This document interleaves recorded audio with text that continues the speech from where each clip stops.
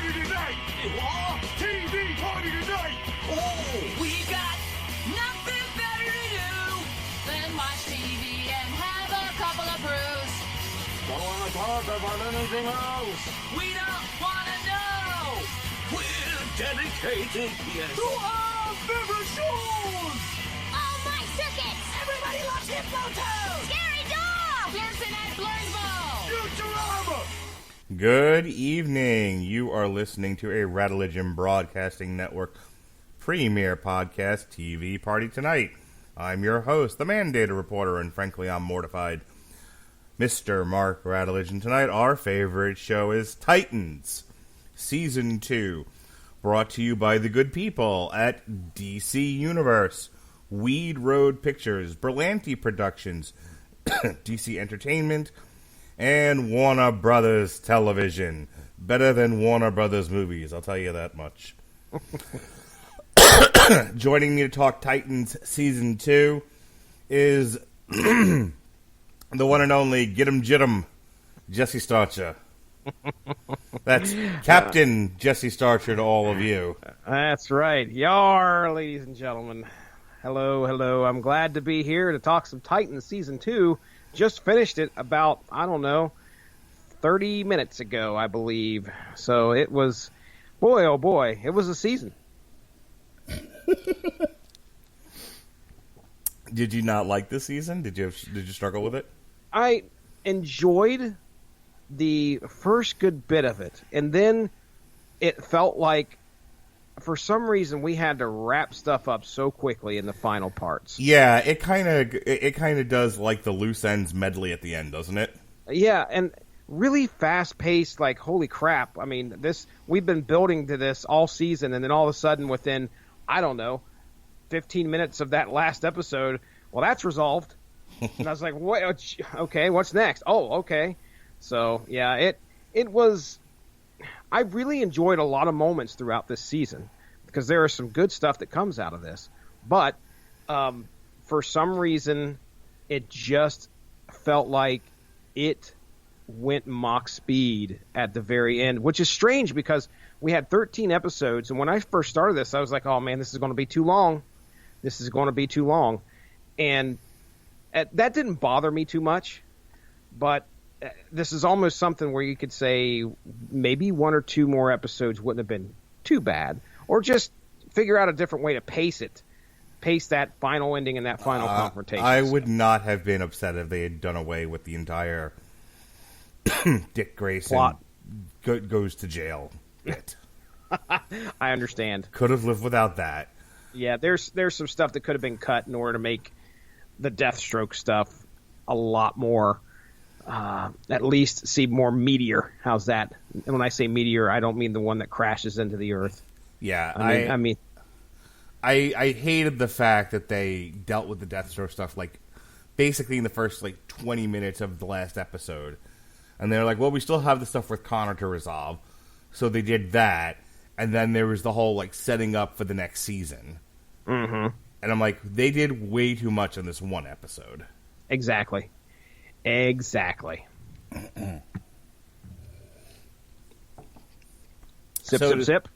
That was poorly timed.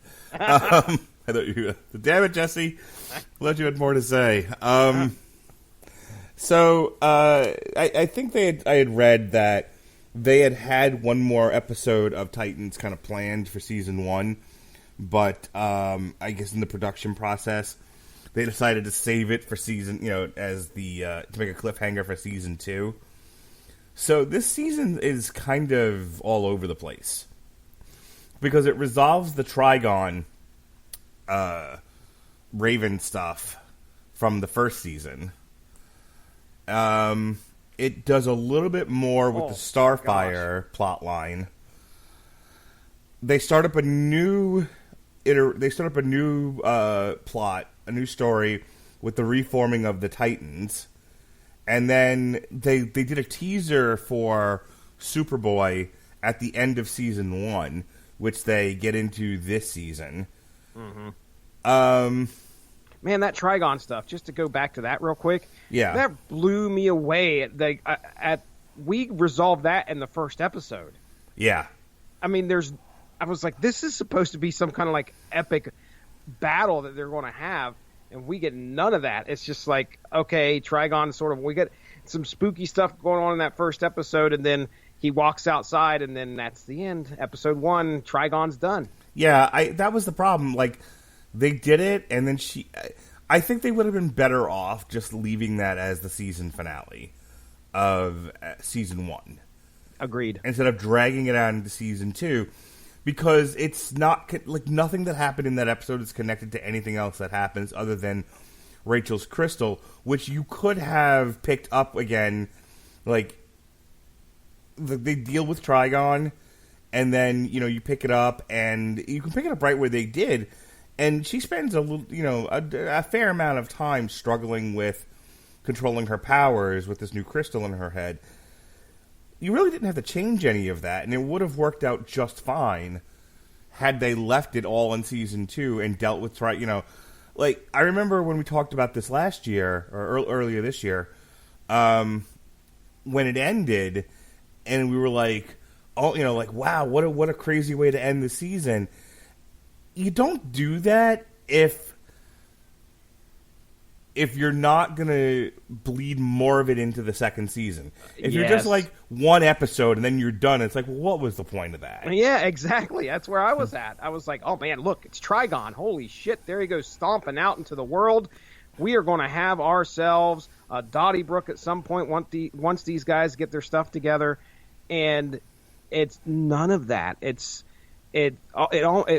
falls completely flat. What I was expecting throughout the rest of the season was like, there's no way Trigon's going to go out like a bitch like this.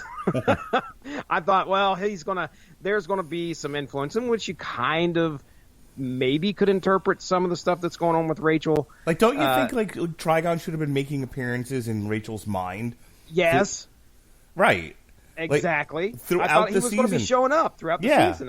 And maybe see that's the problem. Like, I liked what they were trying to do at the end, which is, deal with Deathstroke, but then they also had to deal with O'Connor, who had become a weapon of Cadmus, and Beast Boy, who become a weapon of Cadmus. And I think you might have had a bit more of an interesting ending if Deathstroke had remained the big bad all the way to the very end of the episode.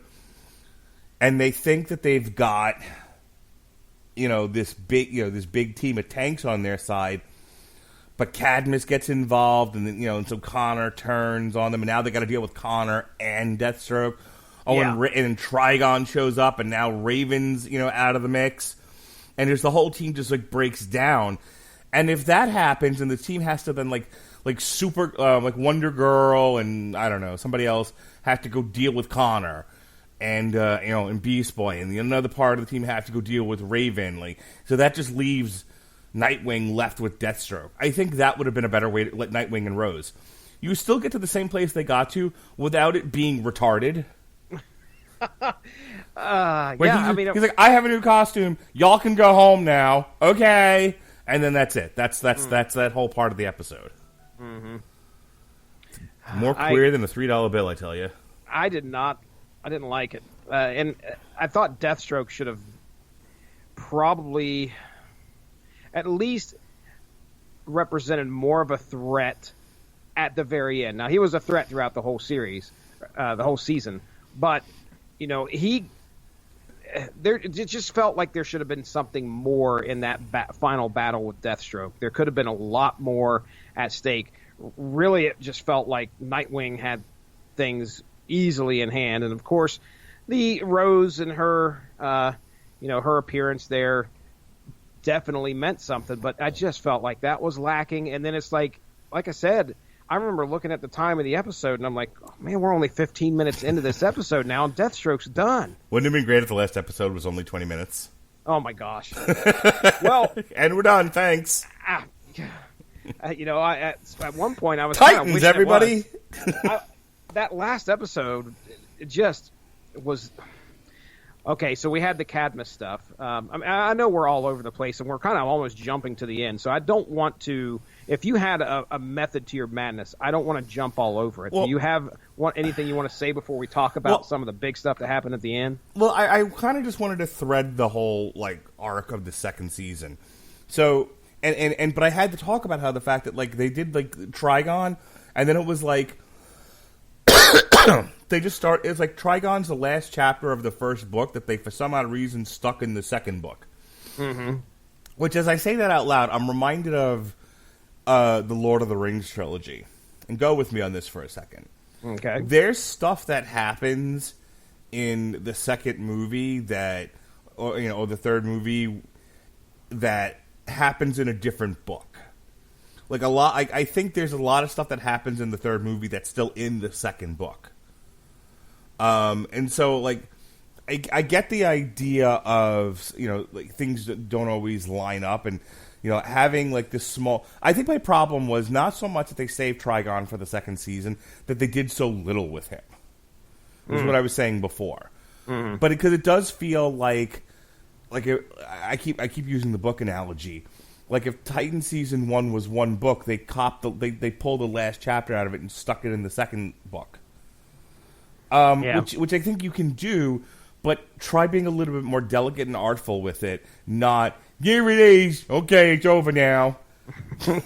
We're done. Trigon go bye-bye.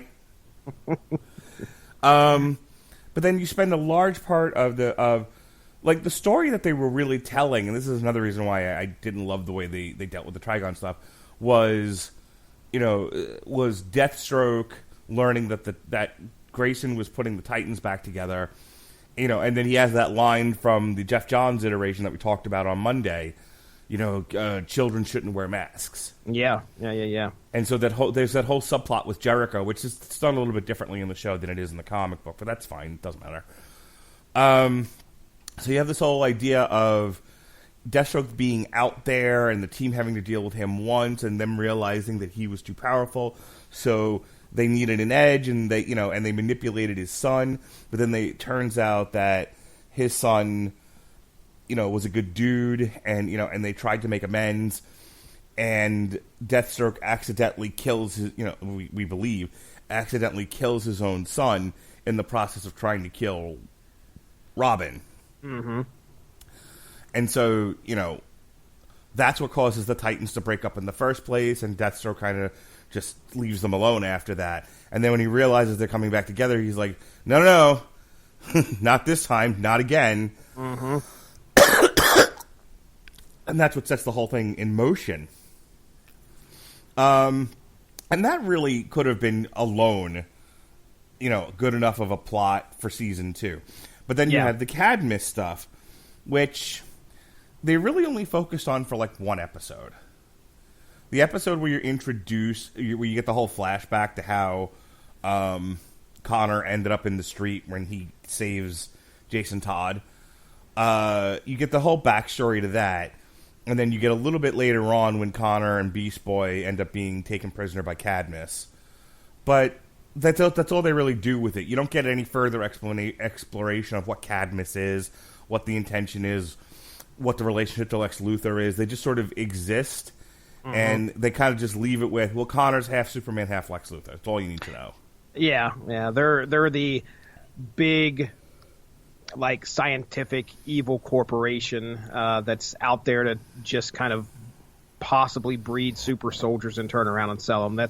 That is the impression I got anyway from of Cadmus throughout this season, and that's a trope that's been used in plenty of sci-fi and I was going to say in TV the shows. Reign of the Supermen, Superboy was the half Superman, half Lex Luthor clone, but I think he had a more stated purpose from Lex Luthor, didn't he?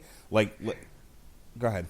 Oh no, I was inhaling sharply as because I do not remember that. I don't remember him being part of.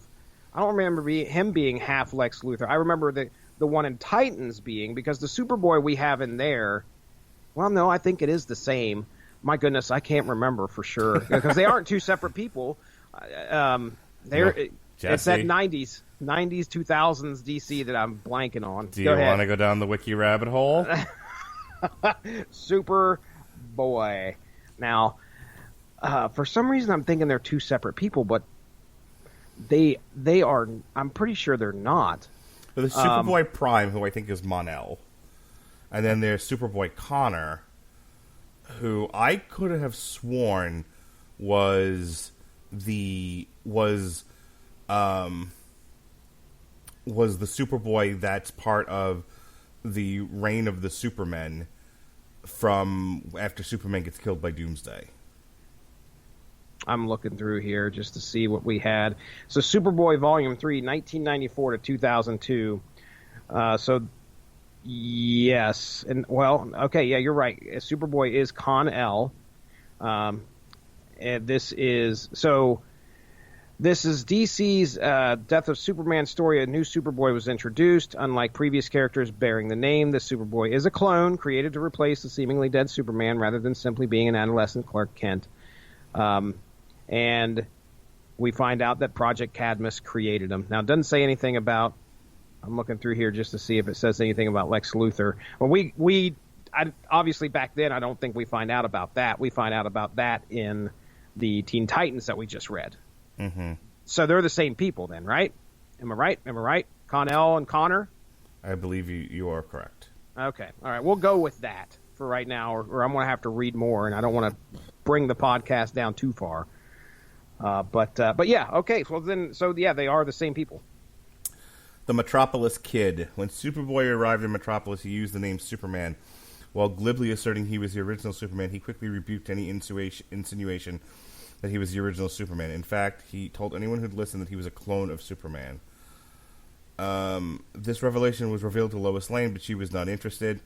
This prompts the Kid to turn to another reporter, Tana Moon, who breaks the story live on WGBS. 3 other Supermen emerge simultaneously: the Man of Tomorrow, the Cyborg Superman, the Last Son of Krypton, the Eradicator, and the Man of Steel.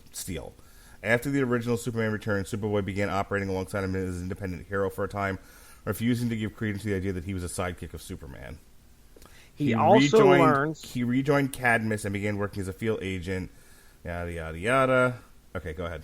He also learns that he is not a clone of Superman, but rather genetically engineered to be a Kryptonian as Kryptonian as possible, although his genes originate from the human DNA of Paul Westfield, director of the government sector known as Project Cadmus, that had created the Kid. So that was Con-El's nickname, apparently. Man, I don't know, dude. This is one of those DC nosebleeds that we're going to get into, dude. I'm telling you. Let's go with it. I'm perfectly fine with that. We are not going to be claiming as DC historians here, so folks, we're going with it. After the death of Superman at the hands of the Kryptonian monster Doomsday, Project Cadmus executive director Paul Westfield, not to be confused with Paul Winfield, the actor, wanted to create a clone replacement of Superman that would follow the agendas of Project Cadmus. Okay, so everything I said sounds right. Okay, yes. That sounds right. That being said, they kind of allude to that in the series, but they never really do much with it. And then at the end, there's just a big old fight. I think the big, just like you said earlier, the big thing is him trying to rectify the fact that he's half Superman, half Lex Luthor, and which side is going to show up. And like reconcile, you mean? What did I say? Rectify? Yeah. I didn't mean that. I meant reconcile. So yes, he's trying to figure out which side is going to kind of take over, or which side is going to influence his next decisions. Yeah. And that's all good character stuff. But like I said, because they had a lot of balls in the air, and so some of this stuff didn't get fleshed out maybe as much as I would like to have. The Starfire stuff, they allude to. Now this is different from her actual origin, because if I remember correctly, like her race is gone, isn't it? In the comics, and like she was like a sex slave or something like that when the Titans find her. Don't remember. Damn it! Well, actually, no. I think you're right, because we covered that on our first the first coverage of Teen Titans from the 80s. Yes, and I do remember like her being on the ship and not being able to talk, and she's completely out of her element. Yeah, remember like kissing is how they greet each other in her world. She plants a nice one on Robin. Yep. exactly. So in this one, her race still exists, and she's of course a queen, and and she's been gone too long because she was dealing with the Raven situation, and so they're apparently going to deal more with this in season 3. But for the little bit you get out of season 2, her story is one of the guards trying to bring her back, and she locks him in the ship. Yeah, and that's kind of like the stinger at the end. Also, is Blackfire, her sister, trying to come back and be? I don't know if she's trying to give her a hard time or what, or try to bring her back to Tamaran. But then she deals with her at one point, and then she shows up again at the very end. So I assume that's where we're going to start off, if there is a season 3 of this. Is there? Has that been? Yeah, they've already been cleared for season 3. Okay, all right. So yeah, we'll be seeing that, which I didn't know. Didn't know that she had a sister. So that was all that was new to me in the series. And I think finally, again, you still have Raven kind of struggling with her powers. You have Hawk and Dove. They have a little. This is what I mean by this was very heavily laden with a lot of B plots. Mm-hmm. Hawk and Dove's B plot is, Hawk trying to stay off drugs, and them kind of being forced back into the superhero life that, Dove was actively trying to keep him out of. But she couldn't give up, if you'll recall. That's right. She's still out there fighting, and he's like, "What the fuck, dude?" And she's like, "Well, stop shooting heroin." All I wanted to do was just ride my horses and show somebody else how to ride a horse. Yep. You got to go out there and fight crime. Well, she's like, "Well, stop shooting H, and you can come with me." The old horse. Yeah, he's riding a horse, all right. Nay. I say thee nay. And then you have Donna Troy, whose whole thing was Aqualad got killed by Deathstroke. Oh, yes, the old sad boyfriend death. That was... I was kind of upset. I mean, Aqualad shows up for one episode, and then he gets taken out, not on purpose. It was an accident, but of course he kind of stepped in front of the bullet immediately and got killed. And she's really upset about it throughout the whole. So she's got an axe to grind for sure, against old Deathstroke here. So that's it. That wraps up. That's pretty much all of the B and C plot for season 2. I think there's not a whole lot more to say about the Trigon stuff. I just they defeated him, I think, a little too easily. I feel like, when you think about how it looks in the comic versus what they did in the show, you can clearly see what happens when you don't have a budget. Yeah, I mean, if you are struggling for a budget, you're not going to have an intergalactic space war against a humongous, 40-foot demon. So, not happening on the small screen. So I think they did their level best to make that as interesting as they could, but I think that was the other part of it was like, well, we really can't keep doing this every episode, so they'll do a thing and he'll be defeated and then we'll move on. I think once I got over the Trigon hump, I actually liked the first couple of episodes of season 2. The whole idea of the band getting back together and him Dick trying to reconstitute the Titans. The introduction of Rose. I think all that worked really, really well. In as far as the story that they were telling, and the tentativeness, he saw the need to have the Titans to be there as a place for wayward metahumans to go when there was nowhere else, and to give them purpose. So I think all that works. And he's weighing that against the fact that Jericho got killed, Aqualad got killed, and there's all this enormous guilt. So, and then you of course you have Jason Todd who just wants to go out there and kick some ass. and he's brushing up against Dick's tentativeness. So let me put a pause on that for just a second. And so what did you think of the first couple of episodes of the season? Okay. So we finally get to meet Bruce Wayne, who is Batman. I don't remember him being in season 1, but He was not. Okay, all right. So let's just say that this Bruce Wayne kind of took me by surprise. I don't know if it was one of those things where I didn't feel like the character was being represented very well by the actor. He was not. Or if it was the writing. I mean, there was a lot of dialogue that came out of this guy's mouth that made me go, this just does not feel like Batman.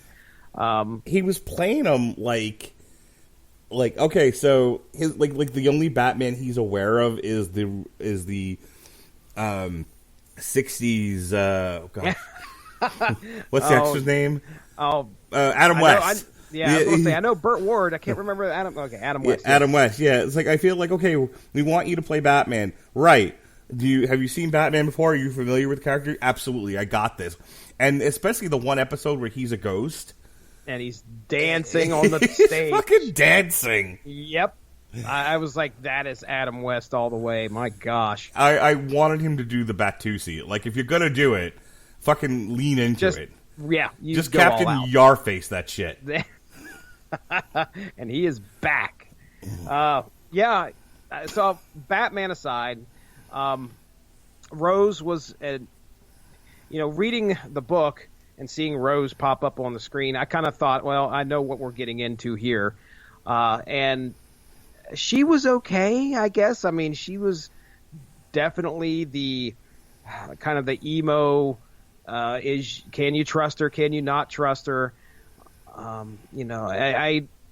Them bringing her into the team, I knew immediately was a mistake, and I think that you didn't even have to read the book and understand what happened in there before you saw what was going to occur in the episode. So, Dr. Light, by the way, shows up apparently in. I don't think he shows up, but at least he's kind of bringing the Titans together by trying to kill. He tries to kill Hawk and Dove at one point. Tries to kill Dick and Rose as Dick's taking Rose to like drop her off somewhere, and then all of a sudden, their car explodes. So Dr. Light is making these rounds, and I thought that was a throwaway character, but it was still, I like the guy. I can't remember who the actor is that plays him. I've seen him in other stuff, but I really liked him playing Dr. Light. I thought it was pretty cool. Other than that, as for the first 2 episodes, I don't really have Michael in Mosley, my notes. by the way. Michael Mosley. What else has he been in? Because I want to say he was in something I just watched recently. I want to say it was some kind of a cop show. He was in Peppermint. Nope. Which nobody saw. Yep. He was in Hot Pursuit. Nope. Which nobody saw. He's in a TV show. He's in another TV show. Titans. Okay. He was on Brooklyn Nine-Nine. Oh, okay. And he's in. He's Franco McCoy. He was in the episode "The Crime Scene." Okay, I think I recognize this. He now. was also Pastor Mason Young in Ozark. Fucking Ozarks. Yes. Okay. Yep. There you go. That's exactly what I remember him from. He was the pastor that done about killed his baby. Decided not to. He was also on Justified for 3 episodes. Haven't seen that. Oh, you're missing out. Not. That's what I've heard. Oh my god! Oh my god! Oh my god! What? Oh my god! What is it? He's Raymond Wiley on The Wire. There should be, okay, skip the whole 7 degrees or whatever, 6 degrees of separation of Kevin Bacon. It's all got to be 6 degrees of the wire. Perfect. You can pull it all back to that. What movie was he in? I swear I saw. Nothing rings a bell there. But either way, I like the guy. I think he's a good actor. So Was I like it Dr. your nobody till somebody kills you? No. I'm looking through all those. I don't even recognize anything. Was it The Proposal? Maybe. Was it 27 Dresses? Maybe. I don't know. I do not know. So anyway, I don't have anything else on the first 2 episodes. That's kind of like what I have noted down. All right, so as it moves on, and they realize that Dr. Light is kind of a Trojan horse for Deathstroke, and they're dealing with that. We kind of take a break, and we deal with the Connor situation, and then we have an entire episode that's just dedicated, as I said before, just dedicated to how Connor got out of Cadmus. What did you think of? What did you think of how they handled Connor?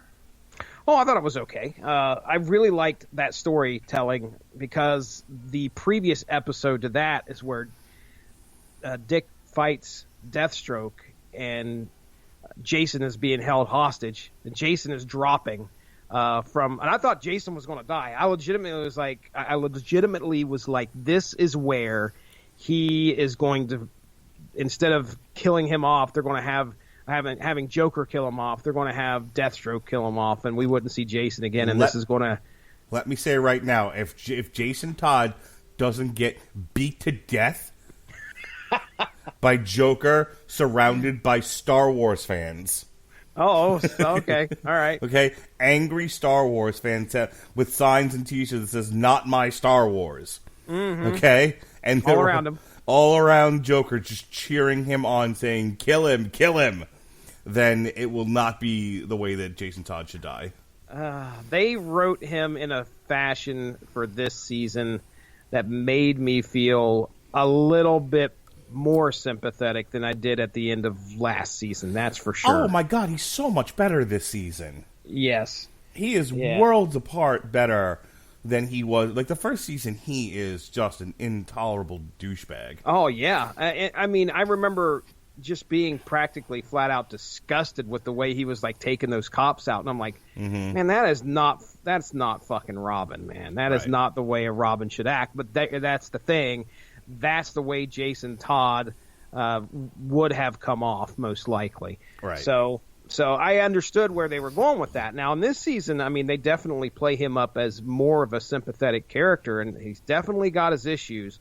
But you now understand, like, some of the shit that he's trying to go through. Yeah, I'm okay with Jason Todd this year. I like the actor playing him. I think he does a pretty good job of getting that character, like, nailing that character. And I like what they do with him this season. Just please, whoever's working on these shows, only Joker can kill him with a crowbar.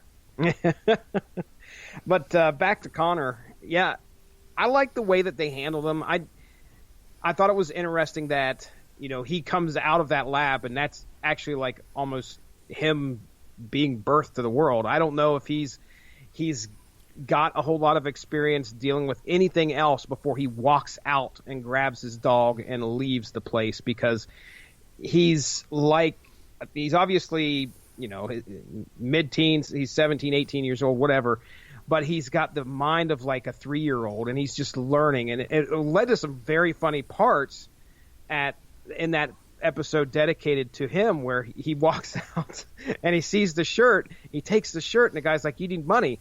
So he goes and stops a lady from getting her purse snatched, and then when he does that, she's obviously terrified because of the power that he has in order to take this dude out, and she mentions money, and he's like, "Oh, can I have some?" And he proceeds to take her fucking purse.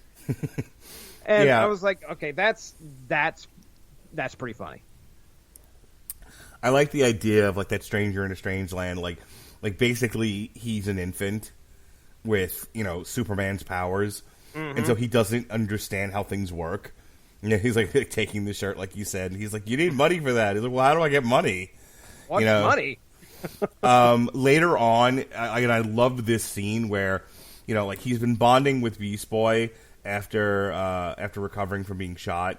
And, he's like, "We save people." And so he sees the one guy who, of course, like, "Oh, the cops are hurting me." Oh, my gosh, dude. And he fucking just throws cops everywhere. And Beast Boy's like, "Well, we're all gonna die." He just kind of saunters backwards slowly and then turns around and runs full sprint. Yeah, I'm out of here. That was all brilliant. I have to, like I said, the writing on this show, if you knock the Trigon episode out and the Nightwing episode out, is actually pretty solid.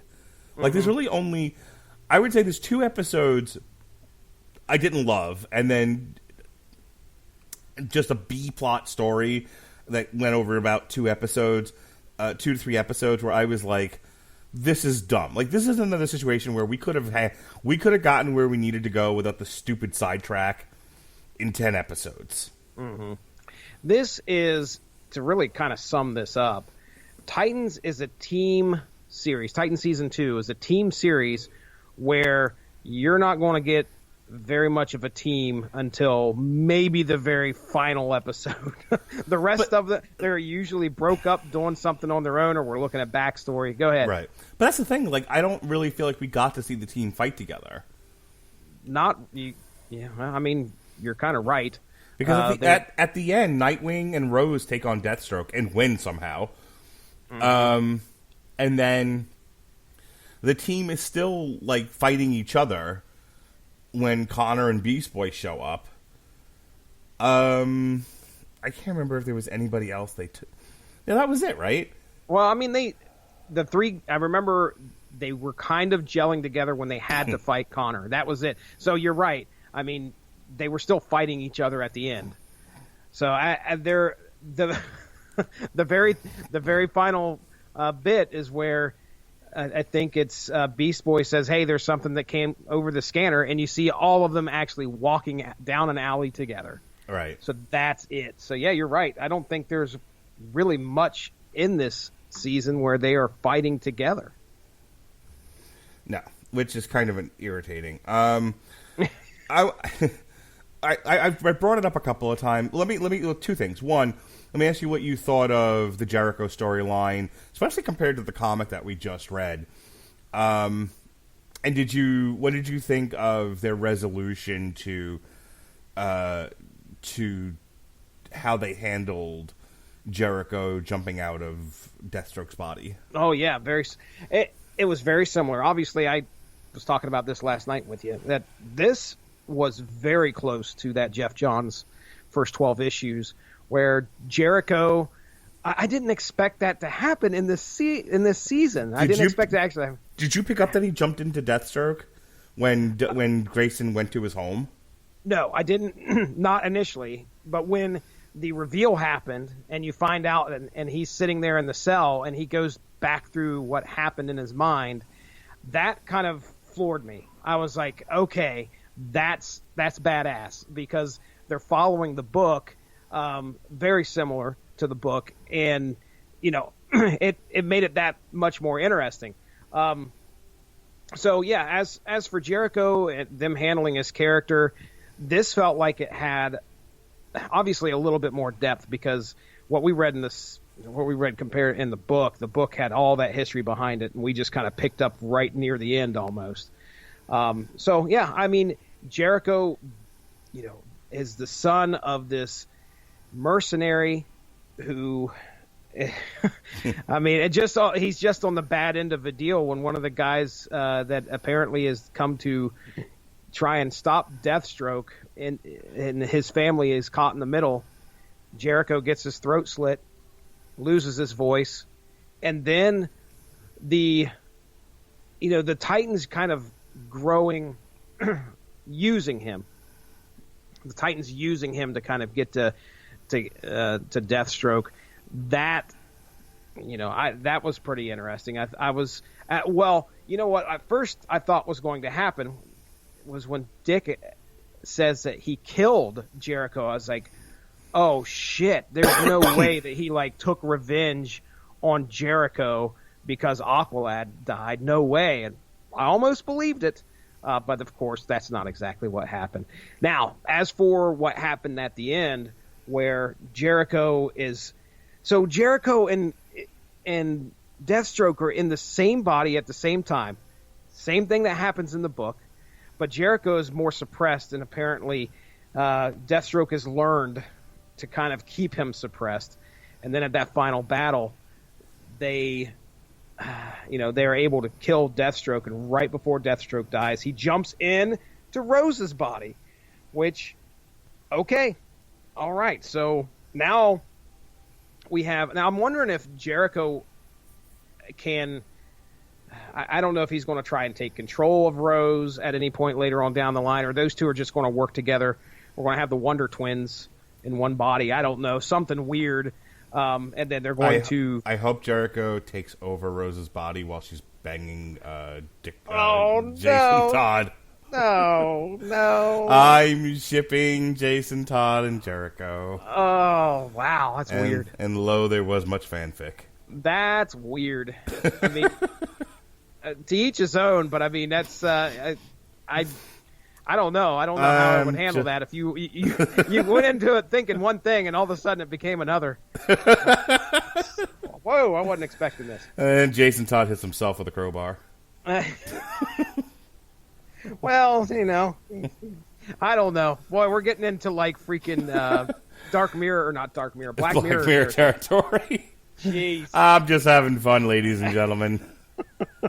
So, anyway, yeah, I thought it was an interesting way to handle Jericho. I like the fact that the Teen Titans, respected Jericho enough and liked Jericho enough that they at one point did not want to continue to use him to get to Deathstroke. And that's what almost broke the team up originally. They were just like, stop, So I like that. It was very unfortunate. I mean, I loved explaining this to Caleb. Caleb come into this series, I think we had 3 episodes left. So he comes in at the third to last episode. And then I was like, dude, I've got to catch you up on everything. And he thought everything, I explained the whole Jericho thing to him and he thought it was amazing. He's like, oh, that's so awesome. So it's obviously kept my son entertained, and he liked watching some of the flashbacks as we went through it. But it was okay.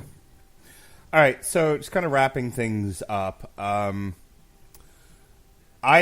got two points I want to discuss, and then I'm pretty much ready to go. Unless there's something else you got a burning desire to talk about.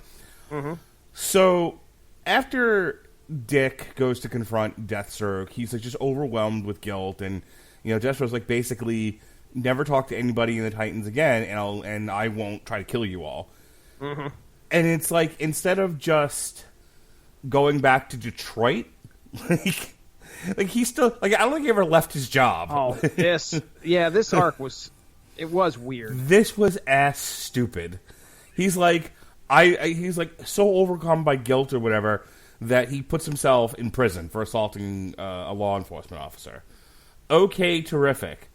And then they just spend so much time with him, and of course he gets the bit where he gets himself thrown into segregation, and so now he's hallucinating Batman, and like his hallucinations like taunting him, like, come on, dummy.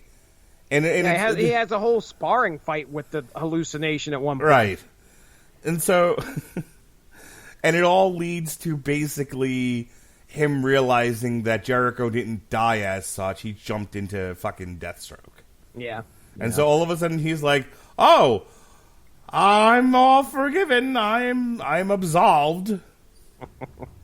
And it's almost like he's a different person too. Like when he first shows up to fight Deathstroke that second time, and he lands on the hood of that car, and I kept waiting for him to turn into Neo. Oh, dude, he's just like blocking with one hand, nonchalantly. Yeah, it's like, oh, hey, I've got the power of self-confidence. And he drops down there. Now, granted, he's got the new suit. He's become Nightwing, which was a big deal. Sure. I mean, that was a big deal. And he's got some new weapons and stuff. But this was not fleshed out well at all. Yeah, he just comes down there and he's, he doesn't seem like the Nightwing. I don't know, man. He seems way overconfident for what's been going on. He should be able to get down in there, and I thought there should be a little bit more self-doubt, but I was okay with him having confidence. It seemingly came out of nowhere, is my issue.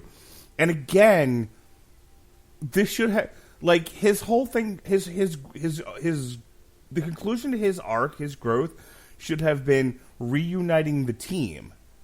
Like, the whole season, he keeps going off by himself, or, like, he tells the younger recruits, like, stay here, it's too dangerous for you. And the whole thing was, we have to learn to work together, and you have to learn to trust. and know that Raven, Beast Boy, and Jason Todd are able to hold their own. You have to have faith. You can't let the guilt over Jericho and Aqualad utterly deteriorate every relationship you have or will have in the future. And instead, he does none of that. And he's just like, I got this, y'all. He's down there fighting one of the, earlier in the season, you watch him go through one of the most hellacious battles with Deathstroke. And he's on the ground, he's bleeding. Even in that flashback, he's getting his ass handed to him. He goes and faces Deathstroke this final time, and he's like making jokes.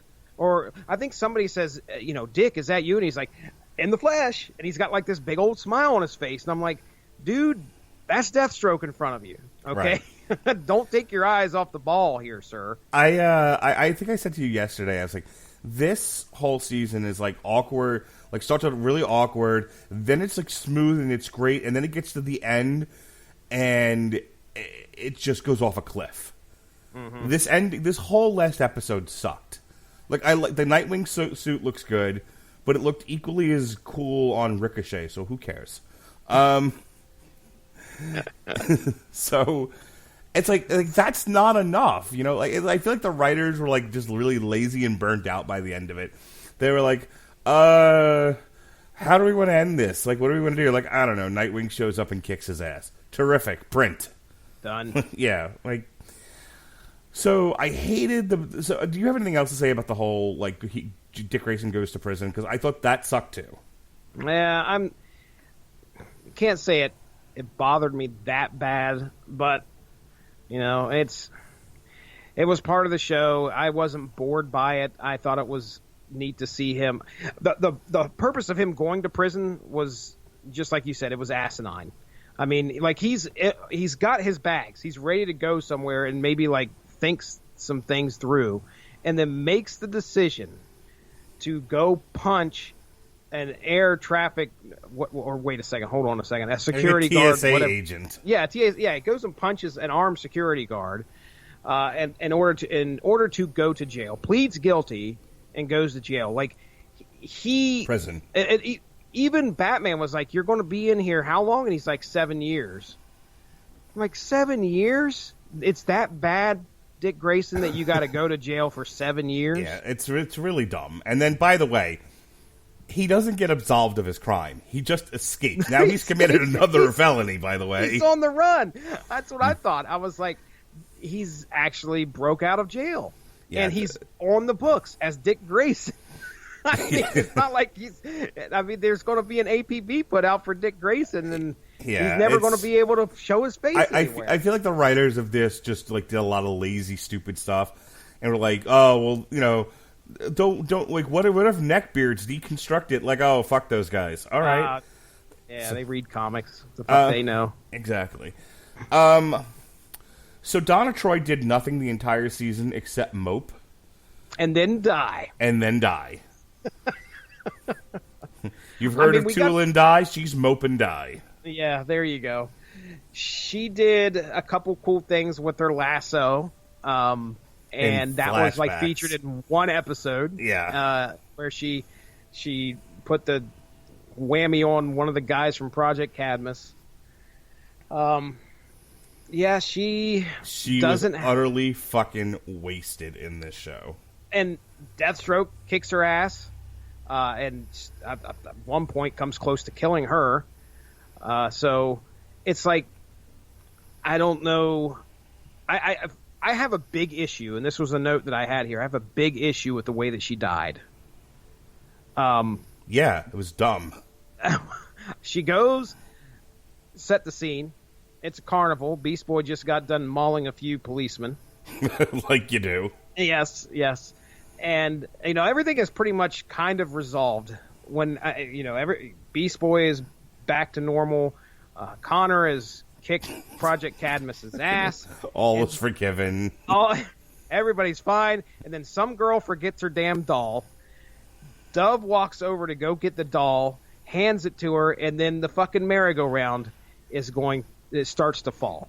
Now, Superboy is standing 6 feet away from them. He didn't fly off, did he? He's still there. He's still right there, just jerking off. He's still right there. So this Ferris wheel or whatever it is starts to fall, and here comes Wonder Girl. She runs over. Donna Troy is able to stop that thing from falling down, but lo and behold... And the invincible, immortal goddess gets electrocuted. She gets electrocuted, of all things. Like, the people... Like, on the one hand, like, you can tell the people working on this show are familiar with the books and have respect for it, and that's all great. But then they do stuff like that, and it's like, now I'm not convinced you know anything about the books. It's rushed. I mean, it seriously felt like, again, supports your argument that was rushed. I looked up her abilities here. Now, okay, fine. Maybe she has a tolerance of electricity like a human. I cannot, just from what I'm seeing, really narrow it down. Gonna go ahead and say, once again, immortal goddess. She has, okay, here, listen to this. Powers and abilities. This is from DCFandom.com. Divine empowerment. As a magical replicant of Diana, Donna possesses most of her powers. At various times, she has lost and gained her powers, even abilities unique to her. She has accelerated healing. She has charisma, flight, psychic link, superhuman agility, superhuman durability, superhuman reflexes, speed, stamina, strength, longevity. There's your immortal. So yeah, Mark, I mean, if you're going to say anything, accelerated healing and superhuman durability are going to throw a wrench into the old What is it? I like being electrocuted. I could have lived with she got knocked out, and maybe injured enough to where she has to go back to Themyscira to heal some way, or she's got to be back on sacred ground. Yeah, I would have been okay with that too. I would have been, okay with she's now super injured and she has to go back to Themyscira. Fine, whatever. Like I'm not trying to be like that guy. Like, well, technically, but this was beyond the pale. Mm-hmm. This was fucking stupid. This is you're either too lazy to write a decent ending. Like, does the actress not want to come back? Is the issue? No, I don't know. It feels like to me like the writers were like, okay, we can't have everything end on a happy note. We've got to have somebody die here. Well, who did the least in the season? Drop it on fucking Dove then. Dove, who is the most useless character in this whole fucking thing. She's so pretty, though. She's like hot buttered milk, buttermilk biscuits. But she's a fucking... How many ninjas do we need on this team? True. What is Dove's superpower? That she wears a stupid costume? She has no... I'm going to look it up, but I'm fairly certain that Dove does not have superpowers. Because she doesn't in this... And I think her and Hank, I mean, that was the whole thing in this series, is that they're just two vigilantes that kick a lot of ass. Yeah, they're running around in fucking cosplay outfits punching people. Mm-hmm. Yippee skippy. Oh, my goodness. Like, if you have to kill somebody, kill fucking Dove. Both Hawks and Dove's powers rely on a danger sense that allows them to tap into their abilities. For Hawk, that means access to superhuman durability, strength, and stamina, as well as claws. For Dove, it means superhuman endurance, strength, and agility. So, now that's not brought forth at all in the Titans series. No, they're just fucking ninjas. Yeah, they're just people out having a good time. I mean, fucking, there's an episode called Faux Hawk, where Hawk is just a cage fighter on coke. So good. Yeah, I understand like the need to create some emotional stakes. So, you got to kill off one of the characters. You don't kill off fucking Wonder Girl unless the actress is like, this show is dumb. I want to go do Shakespeare in the Park. Mm-hmm. Then, okay, I get it. but find another way for her to then leave the show. If you're gonna kill a character, drop a fucking Ferris wheel on top of Dove's head. She has no superpowers and would absolutely die. Donna Troy is portrayed by Connor Leslie, and I don't see. Let me take a look and see if they have any news here recently. Oh wait, Titans season 3. This is Screen Rant as of 3 days ago. Titans season 3 may bring Donna Troy back to life. Teases actor. Gay. Like you couldn't see that coming. Yeah, the only other note I had in red here, we should have brought this up when I was talking about Dr. Light. Dr. Light got killed to a truncated version of Nickelback's Raw theme. Yeah. That is correct, sir. Fantastic. Yep, spectacular. Absolutely. I don't have anything else to say. I mean, I enjoyed myself during. I could tell you that the first 6 or 7 episodes, I think I sent you a message, or I sent somebody a message, and I was like, this is actually really good this season. I like it. Yeah, another thing, I don't want to sound like I'm being totally negative. There's a lot about this season I really like. Donna Troy's demise I thought was retarded. It ended too lazily. It ended too quickly. In terms of when we finally got to the end, and I thought the Dick Grayson stuff in the prison was unnecessary, and the Trigon stuff ended too easily. But those are my complaints. But there's a lot in the middle of that was handled really well. I love the stuff they did with Connor. Mm-hmm. I wish they had fleshed out the Cadmus stuff a bit more. But ultimately, he's kind of my favorite character in this entire season. The guy playing him has an earnestness about him. That a wide-eyed, Joe-eyed, what's this? And walks into a bus, that kind of thing. I love that. I love the idea of this invulnerable character being an oversized infant. I thought all that was great. I thought the stuff with the scientist and him in the flashback episode, I thought all that was great. Did you notice something very different from the book with Connor? Than we got in this series, and that is the fact that he knows how to appreciate a dog in Titan Season 2. He certainly does. Crypto's his buddy in this one. Yep. Perfect. Not a pain in the ass. All right. I'm done talking. All right, Mark Radulich. So am I. I had a good time. Like I said, I'll be looking forward to watching Season 3. I was curious how this will all be moved at some point to, was it HBO Max? Is that the one that's going to be absorbing? I've heard two different things. I've heard that they're going to exist as parallels to each other. I've heard they're going to share content. So who knows?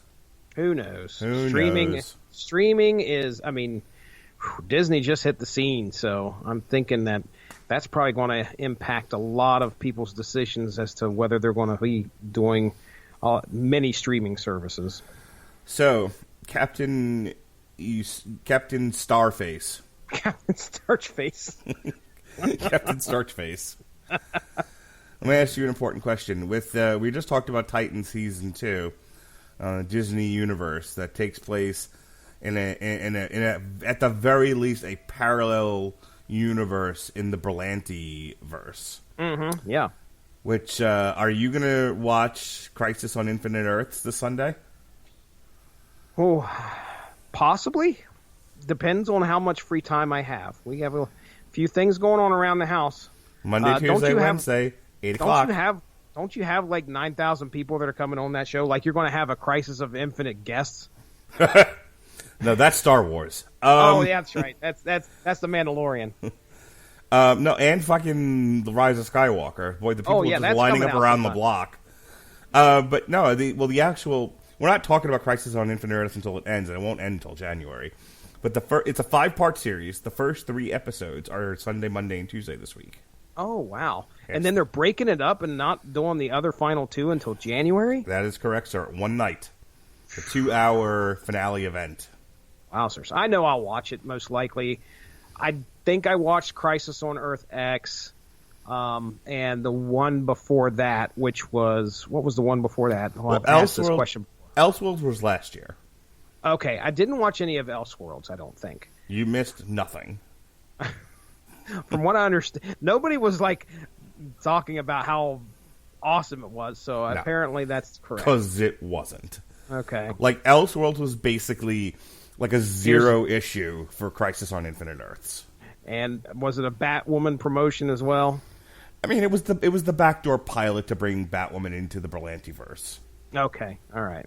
But her whole, basically, Elseworlds was, I want to say Psycho Pirate, some character who actually was in Swamp Thing, as a matter of fact, if I remember correctly, gets a hold, is given.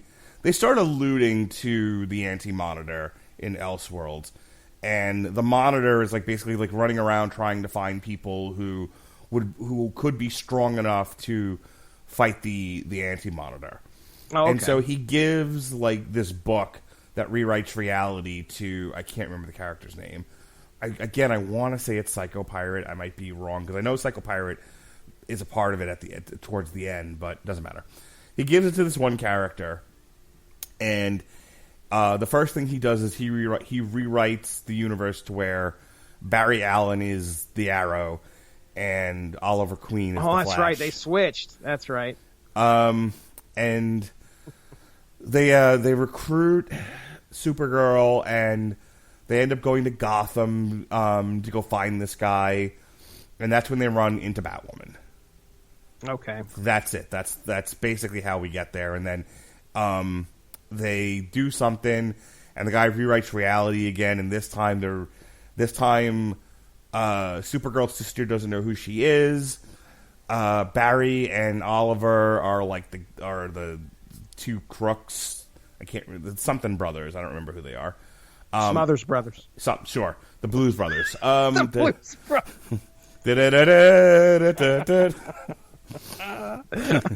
That's been a fun universe to see. And the Tyler Hoechlin version of Superman is evil Superman.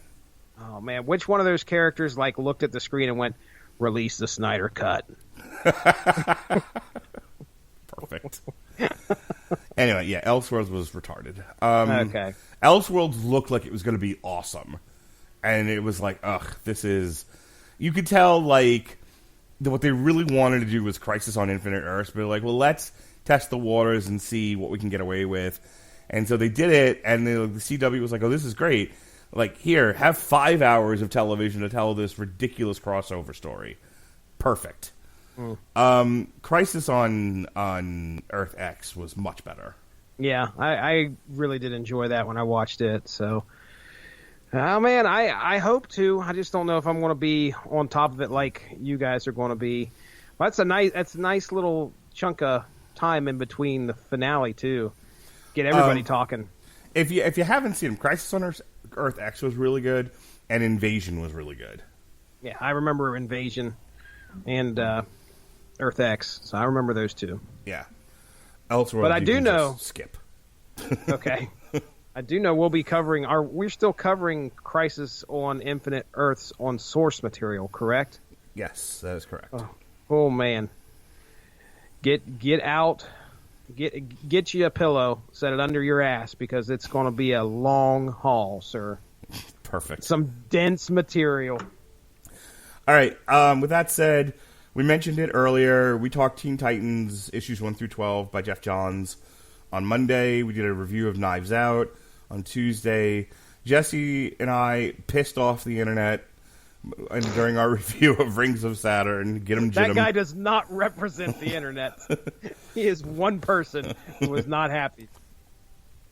And then Alexis Hana and I reviewed Lady and the Tramp. Saturday, myself and Robert Winfrey will do some commentary for Overeem versus Rosenstrike. Sunday, the Canadians are coming, or we're going to talk The Crown Season 3. And then we're going to put the devil down in the hole, Gotham Central, Book 2, Jokers and Madmen. We'll also do another chapter 2, in the great look at heavyweight boxing. We're talking Jack Dempsey, not Patrick Dempsey. That's an actor.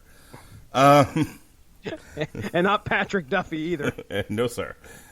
And then finally, we've got the last Metal Hammer of Doom review proper of the year of 2019, Life of Agony, The Sound of Scars. Sean Comer and I will do Long Road to Ruin for the Santa Claus. Friday night, John Warr and I will do Ortiz Jr. versus Solomon on DAZN.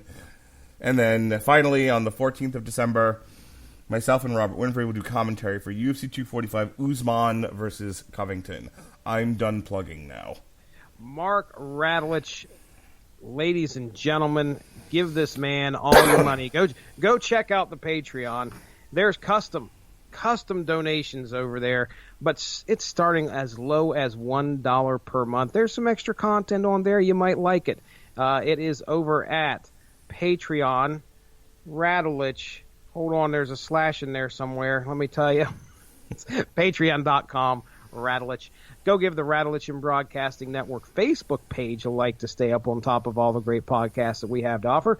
We talk movies, music, TV, comics, and wrestling. And obviously you heard some talk about boxing and MMA. I mean, it's just a whole lot of content right there at your fingertips. And I think the only other thing that I could potentially plug for myself is I will be showing up sometime soon. I haven't showed up yet, but sometime soon I will be showing up on the Adam Warlock and Thanos Resurrections. Let's try that again.